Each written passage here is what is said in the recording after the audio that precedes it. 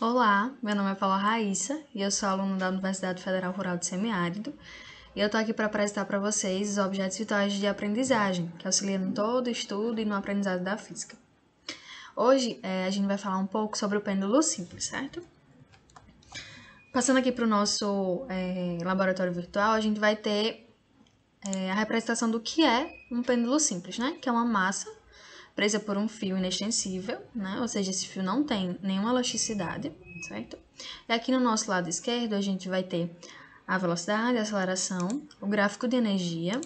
A gente vai ter também essas opções como a régua, o cronômetro e também como medir o período, certo? No nosso lado direito a gente vai ter todas as nossas variáveis, que é a variável de comprimento, a variável de massa, a variável da gravidade e a variável do atrito. Aqui também a gente tem a variável que é os ângulos, tá?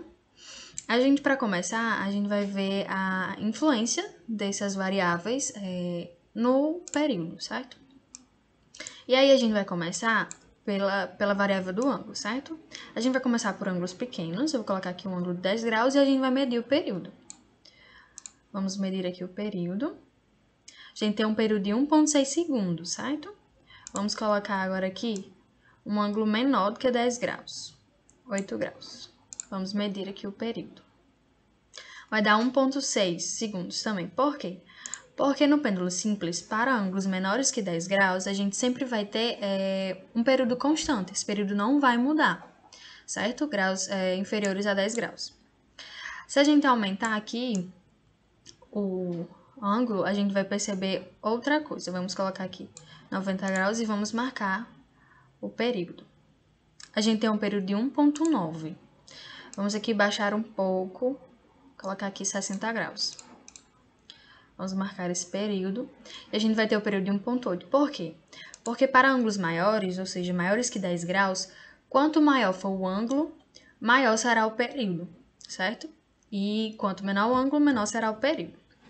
Mudando aqui de variável, a gente vai agora perceber a variável do comprimento, certo? Vamos manter esse comprimento aqui de 70 graus e vamos colocar a 10 graus, como anteriormente a gente já marcou, 1,6, certo?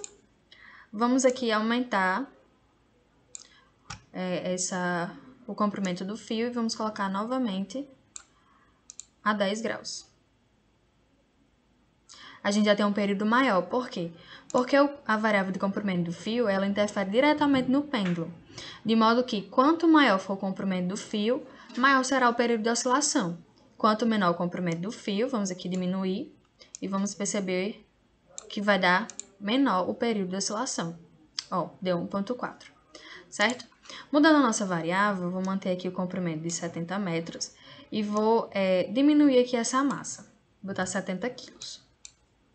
E aí a gente vai marcar novamente em 10 graus e vai marcar o período. A gente tem o período de 1,6, certo? Vamos aqui novamente perceber com outro valor de massa. Vamos aqui, eu vou diminuir mais um pouquinho a massa.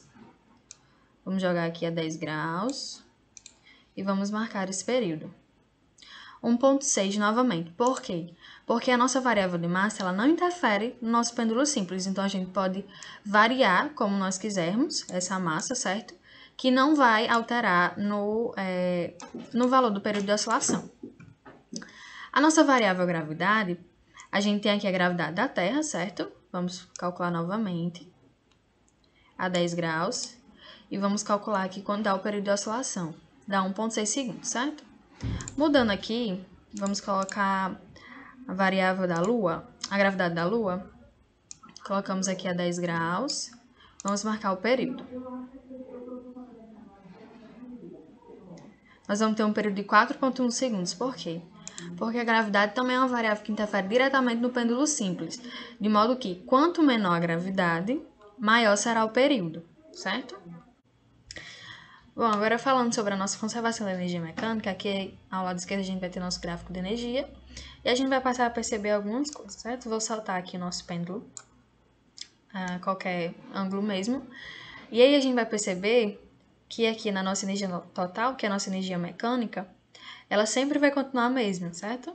Ela não vai variar. Por quê? Porque no pêndulo simples, a energia mecânica ela sempre se conserva, certo? Já aqui na nossa energia cinética e na nossa energia potencial, a gente vê que elas ficam trocando. Por qual motivo? Fica uma se transformando na outra, né? Porque na nossa energia potencial gravitacional, né, um fator que influencia muito é a altura. Então, quando a gente aumenta a altura, a gente está aumentando a energia potencial gravitacional. Dá para ver aqui no gráfico que ela está aumentando. Já a energia cinética é a energia do movimento. Então, quando a gente solta o pêndulo, ele tem um movimento. Então, é quando a energia cinética ela aumenta, certo? Quando a energia potencial ela vai perdendo a altura, a energia cinética vai ganhando movimento, então ela vai aumentando. Então elas ficam nessa troca de energia, fazendo com que a energia mecânica, que é a energia total do nosso sistema, ela se conserve, seja a mesma, tá? Então é isso. Eu espero que vocês tenham gostado.